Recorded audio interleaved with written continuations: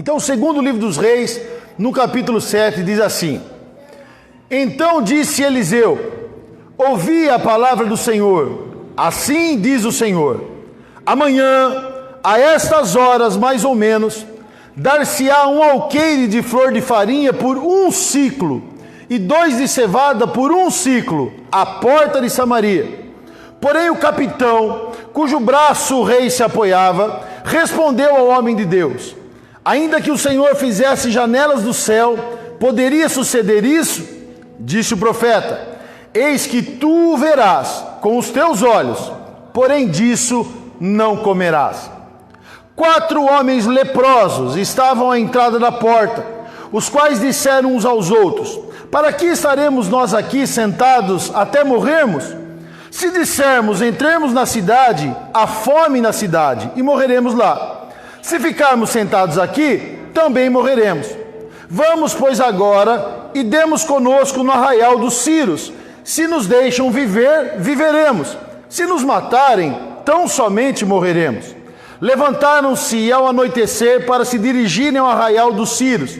E tendo chegado à entrada do arraial, eis que não havia lá ninguém, porque o Senhor fizera ouvir no arraial dos Círios ruído de carros e de cavalos, e o ruído de um grande exército, de maneira que disseram uns aos outros: eis que o rei de Israel alugou contra nós os reis dos heteus, os reis dos egípcios, para virem contra nós. Pelo que se levantaram e, fugindo ao anoitecer, deixaram suas tendas, os seus cavalos, os seus jumentos e o arraial como estava, e fugiram para salvar sua vida. Chegando, pois, aqueles leprosos à entrada do arraial, entraram numa tenda, e comeram e beberam, e tomaram dali prata e ouro e vestes, e se foram e os esconderam. Voltaram e entraram em outra tenda, e dali também tomaram alguma coisa e esconderam. Então disseram uns para os outros: não fazemos bem, esse dia é dia de boas novas, e nós nos calamos. Se esperarmos até a luz da manhã, seremos tidos por culpados. Agora, pois, vamos e anunciemos a casa do rei. Vieram, pois, e bradaram aos porteiros da cidade, e lhes anunciaram, dizendo: fomos ao arraial dos Círios, e eis que lá não havia ninguém, voz de ninguém, mas somente cavalos, jumentos atados, e as tendas como estavam. Então os porteiros gritaram e fizeram anunciar a nova no interior da casa do rei. Levantou-se o rei de noite e disse a seu servo: agora eu vos direi o que é que os sírios nos fizeram. Bem sabem eles que estamos esfaimados. Por isso saíram do arraial a esconder-se pelo campo, dizendo: quando saírem da cidade, então os tomaremos vivos e entraremos nela.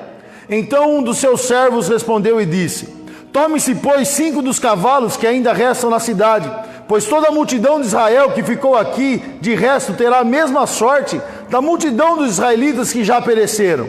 Enviemos homens e vejamos. Tomaram, pois, 2 carros com cavalos, e o rei enviou os homens após o exército dos sírios, dizendo: ide e vede. Foram após eles até o Jordão, e eis que todo o caminho estava cheio de vestes, de armas, que os sírios, na sua pressa, tinham lançado fora. Voltaram os mensageiros e anunciaram ao rei. Amém? Amados, havia grande fome na cidade de Samaria. O rei Ben-Hadad, o rei da Síria, havia cercado Samaria e, como estratégia de guerra, não havia permitido que o alimento chegasse mais a Samaria. E eles estavam morrendo de fome. Samaria não tinha o que comer. Se nós lermos no capítulo anterior, no capítulo 6, versículo 25, nós vamos ver que estava se vendendo uma cabeça de boi por 80 ciclos. Eu fui pesquisar, um ciclo, ele equivale a 12 gramas de prata. 1 grama de prata, hoje, no mercado atual, vale aproximadamente R$5. Ou seja, um ciclo, R$60. 80 ciclos, R$4.800 por uma cabeça de boi para se comer. O que dá para se comer? E também o mesmo versículo de 2 Reis 6:25 fala que se vendia um pouco de esterco de pomba por 5 ciclos, ou seja, por R$300. esterco de pomba por R$300. Tão grande era a miséria, tão grande era a crise. Mas a crise não parava por aí, porque se a gente for ver no versículo 28, nós vamos ver um trato de uma família. Duas mães conversando e dizendo assim: olha, vamos fazer o seguinte, hoje à noite nós vamos matar o meu filho e comer, e amanhã matamos o seu e comemos. Tão grande era a fome, veja o desespero que havia em Samaria, veja o estado de fome, o estado crítico que estava aquele lugar. A se vender por um preço exorbitante, esterco de pomba, a ponto de se matar o seu filho para se alimentar. Amados, na proporção, é óbvio que nós não estamos passando por uma crise financeira, uma crise de alimento nesse ponto, mas nós passamos por uma crise moral a esse ponto. O mundo atual, ele está a nível de Sodomas e Gomorras. É só você assistir a televisão. É só você ver as coisas que estão acontecendo, é só você ver as estruturas familiares, é só você ver os programas, é só você entrar na internet e ver a crise moral que nós estamos vivendo, o lixo que nós estamos vivendo. Quantas pessoas vivem nessa crise moral? Quantas pessoas vivem nesse lixo? Mas diante dessa situação, o rei de Samaria resolveu buscar, falar, ouvir o profeta. E o capítulo 7 que nós lemos começa dizendo assim: o rei se colocando diante do profeta, e o profeta diz algo maravilhoso. O profeta não diz assim: vou dizer uma coisa para você, amanhã, a essa hora, nós estaremos comendo com fartura um ciclo de farinha, por uma flor de farinha por um ciclo, e 2 de cevada por um ciclo. Não, o profeta não fala isso. O profeta fala o seguinte: assim diz o Senhor. Não era o profeta que estava falando, era Deus que estava falando. Era Deus que estava falando com o rei. E a primeira pergunta que eu faço nesse texto, nessa noite para você, é: quem dirige a sua vida? Como você toma as suas decisões? Quando você tem uma decisão a tomar na vida, quando uma situação está muito complicada na tua vida, como você age? Você vai buscar no profeta? Você espera que eu, o pastor Rafael, tenha uma palavra para a sua vida? A minha palavra, ela é direcionada, mas não pela mente do homem. O profeta, seja o pastor, seja o líder de célula, seja o irmão da igreja, ele não pode falar de si mesmo. Mas a nossa vida precisa estar direcionada por aquilo que diz o Senhor. Por isso nós precisamos conhecer a palavra de Deus. Porque o homem pode falar coisas de si mesmo. Pode ser que eu fale alguma coisa para você hoje e você diga assim: não, mas isso aí é o pastor que está falando. Mas se isso estiver embasado na palavra de Deus, não é o pastor que está falando. É assim diz o Senhor. Porque quando eu não tenho conhecimento da palavra de Deus, eu recebo qualquer coisa de qualquer um. A pessoa fala para você: é o que diz a Bíblia, pau que nasce torto nunca se endireita. Não. A Bíblia não diz isso. Mas você não conhece, alguém fala que diz, você acredita que diz. Como sempre a Bíblia fala: me ajude a te ajudar. Onde a Bíblia diz isso? Mas quem não conhece, recebe palavra de homem como se fosse palavra de Deus. Mas o profeta olha para o rei e diz assim: assim diz o Senhor. E as nossas decisões devem ser tomadas por aquilo que diz a palavra de Deus. Por isso aquilo que eu estou pregando, aquilo que eu vou pregar para você, eu vou falar para você, não é a palavra do homem, não é a palavra de alguém que quer só um sucesso, um bom estabelecimento da igreja, um crescimento da igreja, não, é a palavra do Senhor. Assim diz o Senhor. E aí o profeta diz: amanhã, a essas horas, nós vamos comer com fartura, com bênção e barato e de graça. Tudo que nós estamos pagando agora, gastando agora, amanhã não. Amanhã nós vamos ter bênção. É a segunda pergunta que eu faço para você. Qual o valor que você dá ao que é ensinado e ao que é pregado? Que valor essa palavra tem para você? Quando você vem à igreja, você vem para ouvir uma palavra que acalente o seu coração, você vem ouvir uma palavra para que te dê ânimo, ou você ouve uma palavra para que ela transforme a tua vida. Amados, de qualquer forma, a palavra de Deus é tão poderosa que se ela for em forma de ânimo, se ela for em forma de exortação, se ela for em forma de ensino, ela vai transformar. A palavra de Deus tem que transformar. A palavra de Deus diz assim: ninguém vem a mim e volta vazio. Nós não podemos sair daqui e voltarmos vazios, porque nós estamos ouvindo a palavra do Senhor. Elas têm que ter alguma ação na minha vida. Eu já preguei isso outro dia. Nem que for para você sair bravo comigo, ela tem que trazer uma emoção para você. Não, claro que o pastor falou, não gostei, me ofendeu.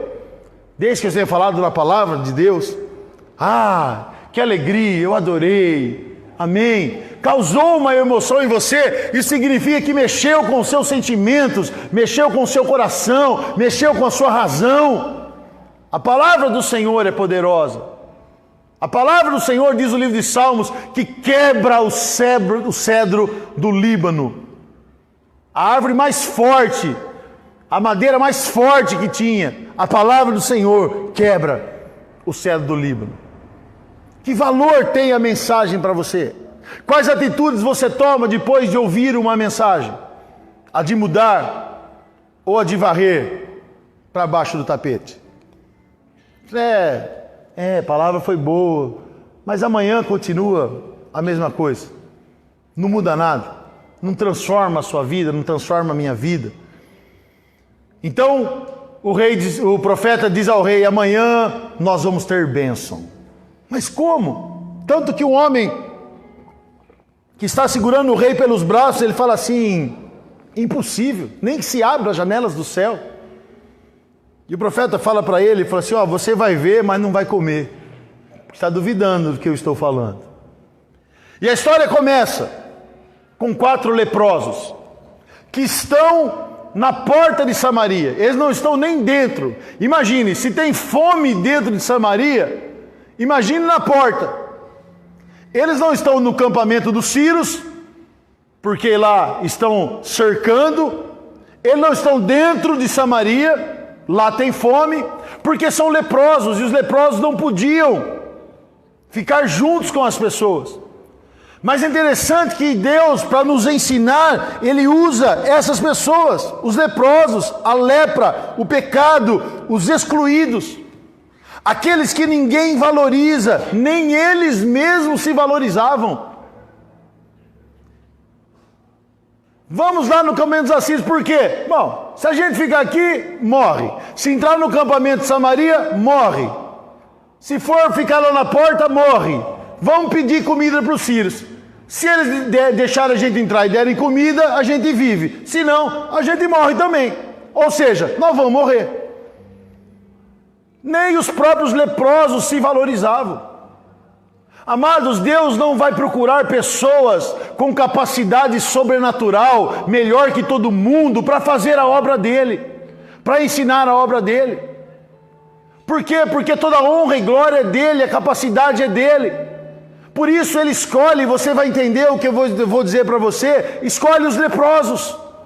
É por isso que ele me escolheu para estar aqui.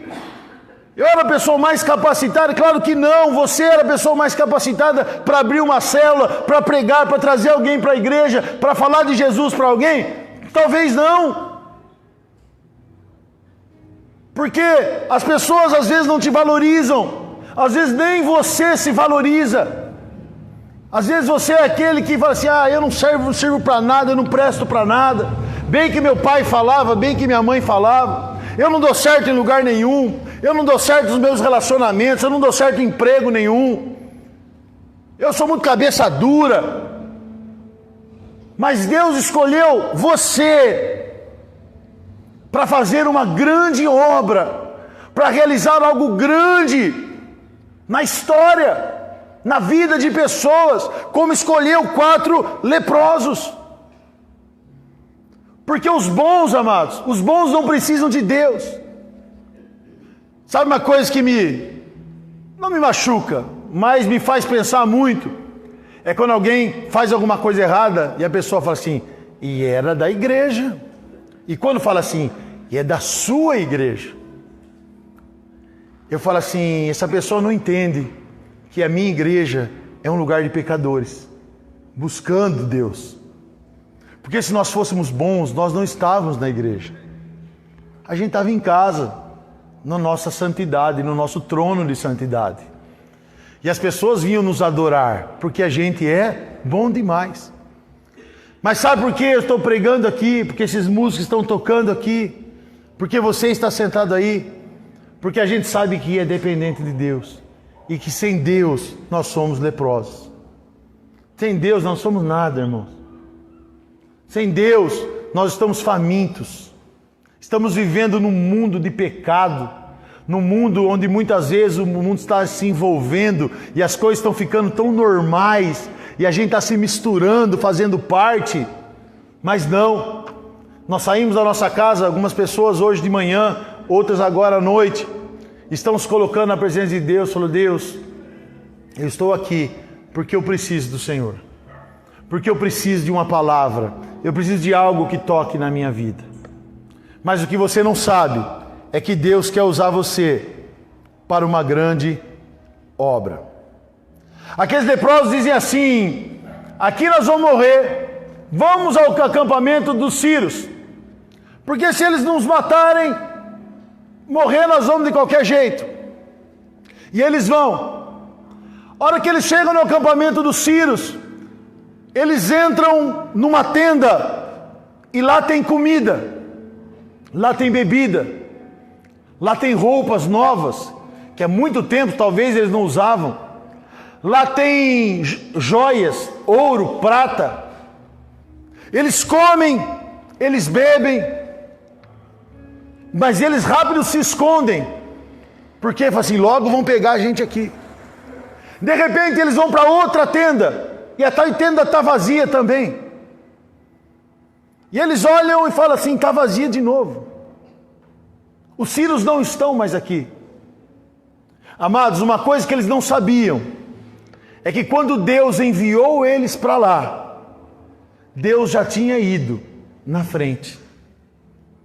Você leu no texto que naquela noite os sírios ouviram um barulho, não sei de onde, e imaginaram que era um exército de heteus e egípcios que vinham para destruí-los. E eles pegaram, saíram correndo e deixaram tudo no acampamento. Como a gente costuma dizer, saíram com a roupa do corpo.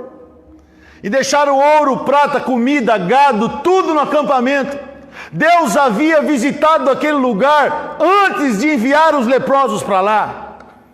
Amado, se Deus está chamando a igreja para uma grande obra, não está chamando para você, para largar para você num lugar sozinho.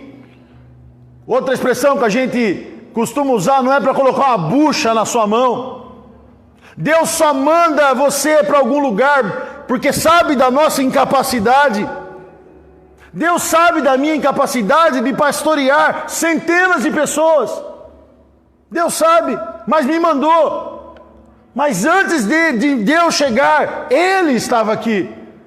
Deus sabe da sua incapacidade de ter uma célula, de cuidar de pessoas.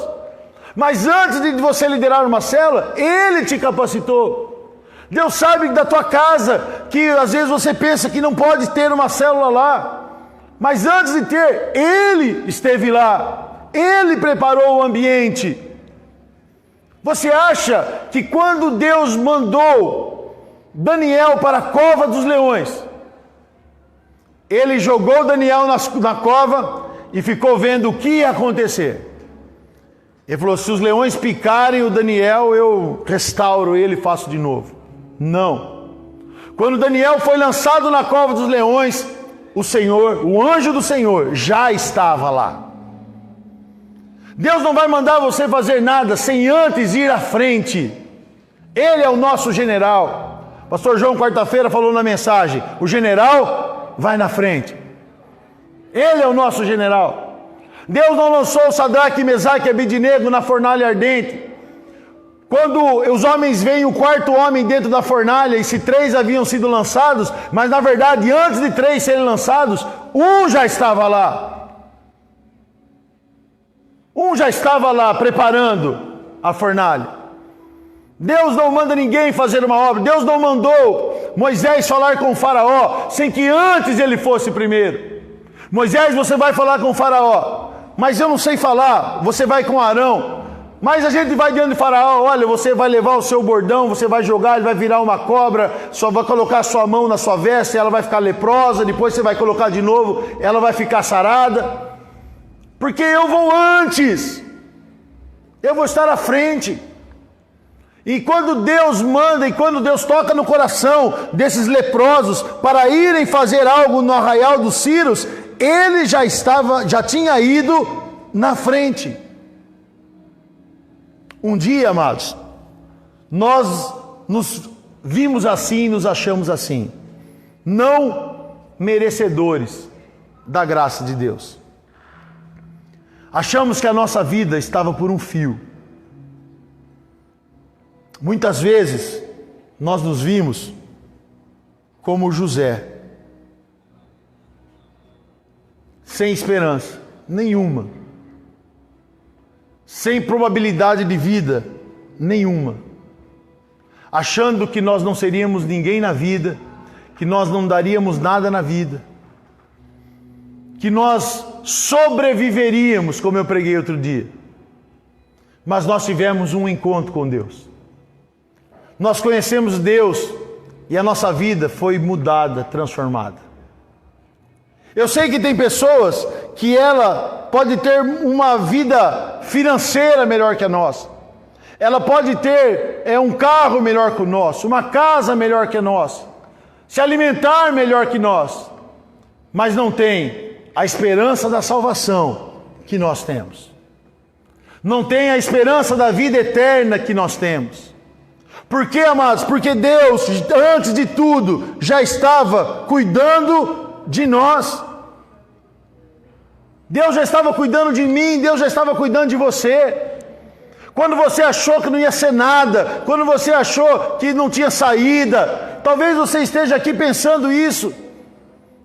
Falou: pastor, eu entrei na igreja, mas vim aqui hoje, mas a minha vida não tem mais solução. Eu contei hoje de manhã e já contei algumas vezes aqui na igreja. Eu terminei uma sexta-feira, um corredor dos milagres, lá na primeira igreja. Uma mulher chegou para mim, e eu nem desci do altar, ela me chamou. E eu olhei do altar, eu olhei para ela e falei assim: pastor, meu marido me abandonou, levou a minha filha, eu estou desempregada, não tenho o que comer, e eu vou me matar. Eu olhei para ela, e antes de falar alguma coisa, fiz aquela breve oração. Falei: Deus, eu não tenho o que falar para ela. A minha vontade é falar assim: é o jeito. Diante da situação, é o melhor que você tem para fazer. Mas eu me lembro que eu olhei para aquela mulher e falei assim: você não pode confiar em mim. Você precisa confiar em Deus. Eu não sei lhe falar o que Deus vai fazer na sua vida, mas eu sei que Deus vai mudar a sua história se você ficar junto com Ele. E hoje essa mulher está na igreja, não nem na primeira, nem aqui, ela está numa outra igreja quadrangular, mas ela tem a família restabelecida, um bom trabalho, viva da Silva, ativa na igreja, ajudando o seu pastor, porque ela não confiou na palavra do homem, ela confiou no assim diz o Senhor. E assim diz o Senhor: eu vou na frente. Aonde eu mandar você ir, você pode ir. Com quem eu mandar você falar, você pode falar, porque eu já fui. Porque eu já falei ao coração dele. E às vezes vou endurecer o coração dele. Pastor, mas como isso? Como que Deus vai me mandar eu falar com alguém, pregar para alguém e vai endurecer o coração dele? A Bíblia diz que Deus endurecia o coração de Faraó. E muitas vezes eu briguei com esse texto. Como que Deus manda o povo sair do Egito e depois endurece o coração de Faraó? Mas pense comigo. Moisés, depois da 10ª praga, da morte dos primogênitos, conversa com o Faraó. Faraó fala assim: olha, vocês, é impossível guerrear com o Deus de vocês, não tem jeito, ele é muito poderoso. Pega aqui prata, pega aqui ouro, pega aqui animais e vão embora, sabe? Vocês são tão livres e eu amo vocês e saiam da minha presença. E aí o povo vai embora. Chega num certo ponto do caminho, o povo se depara com o Mar Vermelho, milhões de pessoas e um mar na frente. À sua direita, como eu já preguei, uma cadeia de montanhas, Migdol, e à sua esquerda, Baal-Zefon, um povo terrível, canibal, matava pessoas e comiam. Pense comigo, você faz parte do povo, ou talvez você lidere aquele povo. Você chega em Piairote, onde eles chegaram, e olham na frente um mar. Vai para a direita, montanha. Para a esquerda, um povo canibal. O que vocês fariam? O que vocês fariam? Vamos voltar para o Egito. Não dá para passar por aqui. Não vamos chegar em Canaã. Mas Deus endurece o coração de Faraó e bota o exército de Faraó atrás do povo. Só tem uma solução: orar para Deus abrir o mar. Exercitar a sua fé. Sabe por que tem pessoas que você prega e não é tão fácil? Porque está exercitando a nossa fé. Está vendo o quanto nós queremos mesmo realizar algo para Deus. Esses leprosos, eles entram no acampamento de Samaria e começam a comer, e vão para outra tenda e tem comida de novo, e vão para outra e tem comida e tem roupa, até que um deles, um cristão, um crente, olha para tudo aquilo e fala assim, versículo 9: então disseram uns para os outros: não fazemos bem.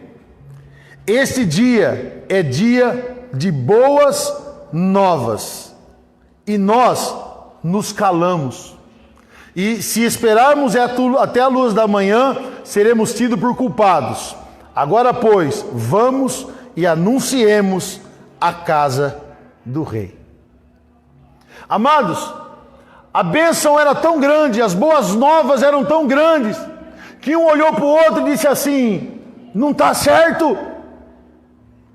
Nós estamos cometendo um ato de ingratidão. Deus tem sido tão bom conosco. Ele tem sido tão bom para mim. Tem sido tão bom conosco. Nos tirou, não foi você que veio se ajoelhar hoje aqui embriagado. Não, você está lindão, lindona, perfumadão aí, tomadinho banho, cabelinho escovado, cabelinho na régua. Fui fazer minha barba, errei, sei tirar a barba, com cara de bebê amassado, né? Mas todo mundo cheiroso, perfumado, lindão. Não, ninguém de vocês entrou nesse culto hoje e veio chorar no altar, embriagado, drogado ou não. Deus tem sido tão bom conosco, e nós temos guardado isso para nós. Eu estou bem, eu estou comendo, eu estou bebendo, eu estou desfrutando do campamento dos Círios. Um leproso olhou para o outro e falou assim: não está certo. Deus tem sido bom. Hoje é dia de boas novas. Hoje é dia de coisa boa demais, Deus está sendo bom demais com a gente. Isso não pode ficar só entre a gente. Outras pessoas, os nossos irmãos, os nossos vizinhos, os nossos parentes que estão lá em Samaria, precisam ouvir que aqui tem bênção. Que aqui a vida deles pode ser transformada. Que aqui eles não vão morrer de fome. Que aqui eles não vão morrer por toda a eternidade. Nós precisamos anunciar. Espera aí, vamos comer mais um pouco, depois a gente anuncia. Não! Se esperarmos até a luz da manhã, seremos culpados. E se os sírios voltam? E não dá tempo do povo de Samaria vir pegar as coisas. Imagina se os sírios estão fugindo, de repente um fala assim: mas espera aí, eu não estou vendo exército nenhum. Que lá era coisa da nossa cabeça, vamos voltar para o acampamento. Só os 4 teriam desfrutado de tudo. E às vezes é isso que eu penso que algumas pessoas imaginam. Se eu estou desfrutando, está bom demais. Se eu estou salvo, está bom demais. Não, amados, não está. Porque são dias de boas novas e é egoísmo guardar só para nós. É ingratidão guardar essas boas novas só para nós. A nossa família precisa saber disso. Os nossos vizinhos precisam saber disso. Os nossos amigos precisam saber disso. Eu não posso me calar. Eu não posso ficar quieto. Eu preciso anunciar isso para as pessoas antes que amanheça. Antes que Jesus volte. Nós estamos vendo todos os reflexos, todas as profecias que Jesus está pronto para voltar. E se eu deixar para a semana que vem, para o mês que vem, pode ser que Jesus volte e eu não tenha tempo de anunciar para aquelas pessoas que eu digo que amo. Que eu digo. É o que eu disse na outra mensagem. Se eu tenho a vacina e não proporciono a vacina, eu digo que amo, eu não amo. Se eu tenho a vacina que pode curar uma enfermidade e guarda a vacina para mim, eu não estou amando. Mas eles dizem: nós vamos voltar e vamos anunciar a casa do rei. Esses leprosos voltam. E aí eles chegam na porta de Samaria e falam assim: galera, está liberado. Não tem ninguém no acampamento do Ciro. Tem comida, tem bebida, tem animais, tem roupa, tem ouro, tem prata. Os porteiros vão e falam para o rei. Sabe o que o rei faz? Desconfia. O rei fala assim: não, isso é uma arapuca. Eles esvaziaram, estão esperando a gente sair daqui. Quando a gente sair daqui, eles pegam a gente.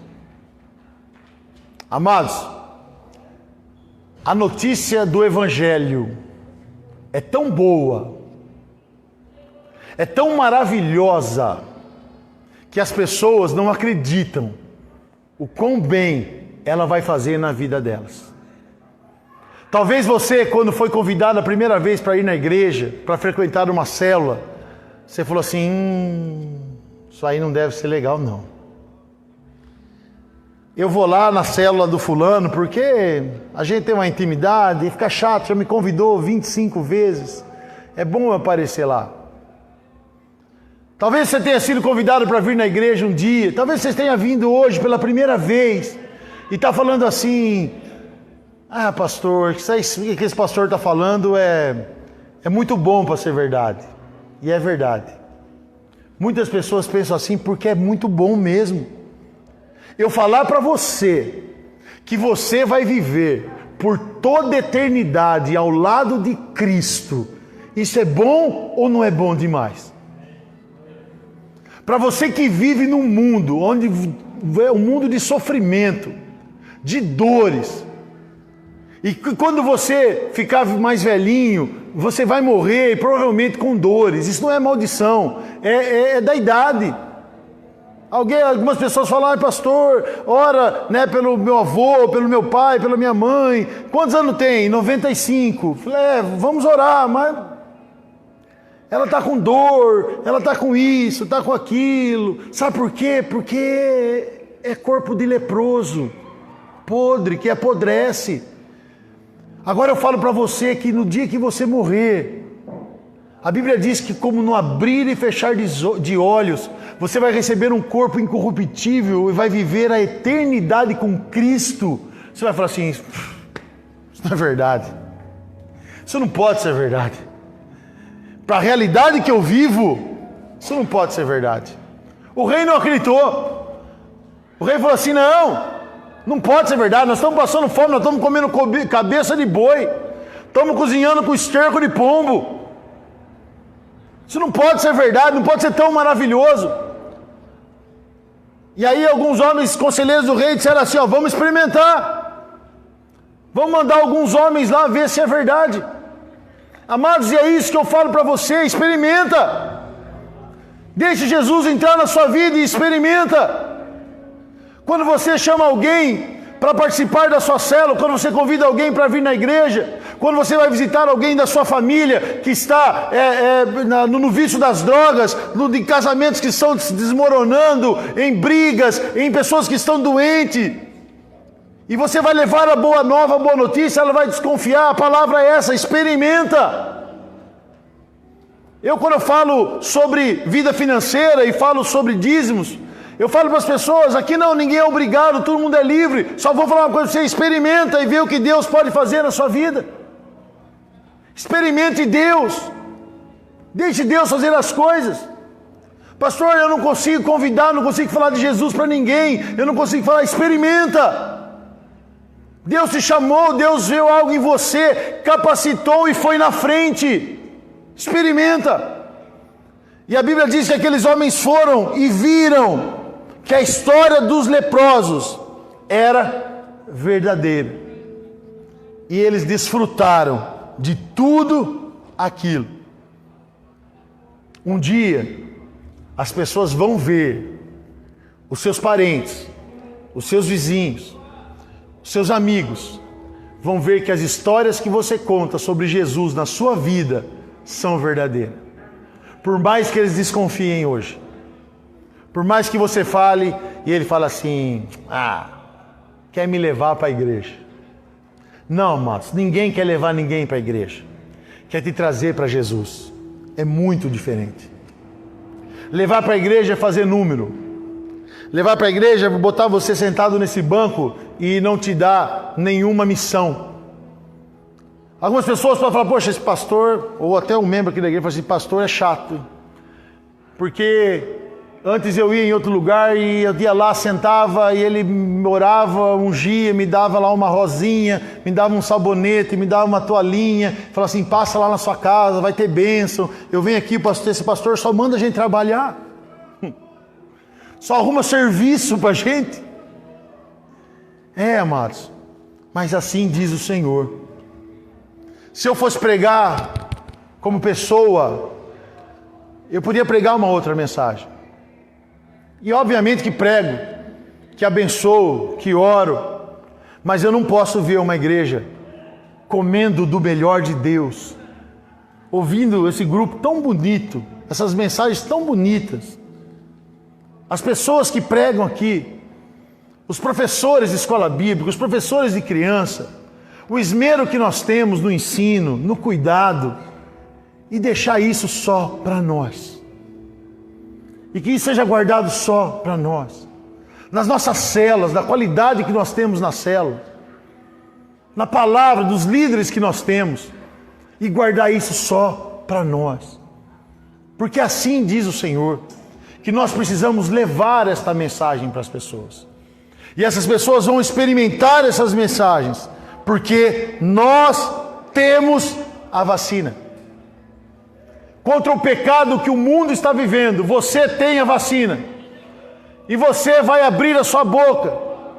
E eu fiz um desafio hoje de manhã, nós tínhamos algumas cadeiras vazias, tinha uma boa frequência, mas nós vamos preencher aquelas cadeiras com pessoas que nós vamos ganhar, nós vamos trazer para a presença de Deus, que nós vamos levar para a nossa célula, que nós vamos falar de Jesus para elas. e produzi-las, e não vamos só trazê-las para a igreja, não. Vamos fazer como fizeram os leprosos. Eles também vão anunciar, porque Jesus vai mudar a vida delas. Sabe por que eu estou pregando isso? Porque Jesus mudou a minha vida. E você só pode pregar quando Jesus mudar a sua vida. Se Jesus ainda estiver em processo de mudança, aquele moço, vou usar o exemplo porque se Deus me trouxe aqui, permitiu, esse moço não pode pregar para ninguém.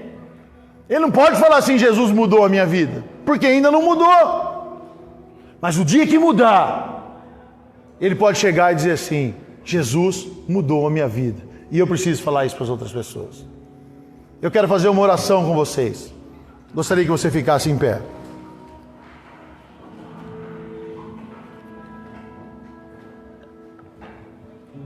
Você está no acampamento dos círios. Tem comida, tem bebida, tem ouro, tem prata, tem roupa, tem do bom e do melhor. Amados, tem vida e vida eterna. O seu nome está escrito no livro da vida. Eu ia anunciar no final, mas eu vou falar agora. No último domingo de setembro nós teremos batismo. Se você ainda não desceu as águas, você vai ter essa oportunidade. Quem vem no culto da manhã, batiza pela manhã. Quem vem no culto da noite, batiza à noite. O seu nome está escrito no livro da vida. Mas tem muitos nomes que não estão escritos no livro da vida. E essa primeira oração que Deus colocou no meu coração é que enquanto nós oramos e cantamos, Deus vai começar a revelar pessoas para você. Deus vai trazer pessoas ao seu coração, à sua mente, que você vai levar a mensagem do Evangelho para elas. Mas preste atenção, Deus já foi na frente. Ele já está tratando com essas pessoas. Antes de você falar com elas, você vai orar, você vai jejuar, você vai fazer convites. Às vezes Deus vai amolecer corações, às vezes Deus vai endurecer corações. Mas o que Ele quer de você é que você não desista, que você seja ousado, porque o amor de Deus é impressionante, é maravilhoso. Eu gostaria que você fechasse seus olhos e que nesse momento, Deus Todo-Poderoso, Espírito Santo que se faz presente aqui desde o primeiro momento que nós entramos nesse lugar, comece a revelar, Senhor, ao coração dessas pessoas. Comece a colocar nomes na mente, no coração. Comece a mostrar os seus amigos. Comece a mostrar os seus colegas de trabalho. Comece a mostrar os seus familiares. Comece a mostrar os seus vizinhos. A falar o nome dessas pessoas aos corações, porque essas pessoas agora podem estar chorando e clamando para que alguém tenha uma palavra aos corações dela, para que alguém possa falar com elas. Essas pessoas têm fome e sede de Cristo, mas não as tem quem alimente. Elas não sabem onde tem o alimento. Estão comendo uma cabeça de boi por 80 ciclos. Estão comendo, cozendo com o esterco de pombo por 5 ciclos. A fome de Deus, mas elas não têm o alimento. Aqui está o teu povo, Deus. Aqui estamos nós, pecadores, falhos, mas que fomos chamados por causa da nossa incapacidade, mas da capacidade que o Senhor colocou em nós para pregarmos o teu Evangelho. Nós não tínhamos salvação, nossa vida não tinha rumo, nós não sabíamos sobre o nosso futuro e principalmente sobre a nossa eternidade. Mas o Senhor nesta noite e durante todo esse tempo tem trazido esta luz aos nossos corações, Pai. Portanto, existem pessoas que amanhã, não daqui um mês, não daqui um ano, mas ainda amanhã, nós vamos falar de Jesus para elas, porque o Senhor pode voltar a qualquer momento e essas pessoas podem perder a sua salvação. Mas Deus, o Senhor se faz presente na nossa vida e essas pessoas estão ficando claras aos olhos dos nossos irmãos. Imagens estão aparecendo nos seus olhos. Palavras estão sendo grafadas no seu coração. Nomes estão sendo vistos. Palavra de salvação sairá deste lugar. Boas novas. A Bíblia diz que os leprosos foram e anunciaram a casa do rei.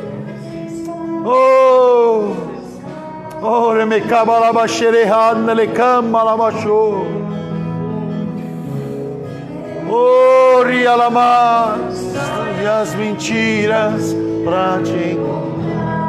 Este amor, luz para as sombras. Vá orando, vá buscando ao Senhor, vá buscando a direção de Deus. Pra te encontrar, luz para as sombras, está das montanhas pra me encontrar. Derruba as muralhas, destrói as mentiras, pra me encontrar. Impressionante, infinito, ousado amor, o que deixa as 99 só pra te encontrar.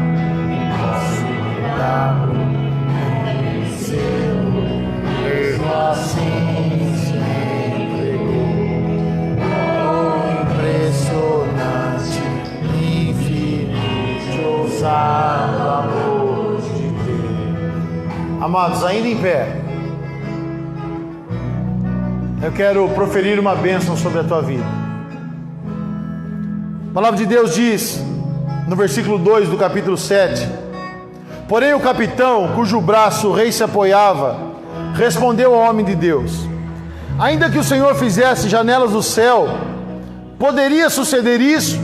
Ou seja, eu duvido. Tudo isso que você falou, eu duvido. Na minha família, na minha casa, comigo, eu duvido. O profeta olha para aquele homem e diz assim: eis que tu verás com os teus olhos, porém disso não comerás. O texto do versículo 16, do próprio versículo do capítulo 7, versículo 16, ele diz assim: então saiu o povo e saqueou o arraial dos Círios, e assim se vendia um alqueire de flor de farinha por 1 siclo, e 2 de cevada por 1 siclo, segundo a palavra do Senhor.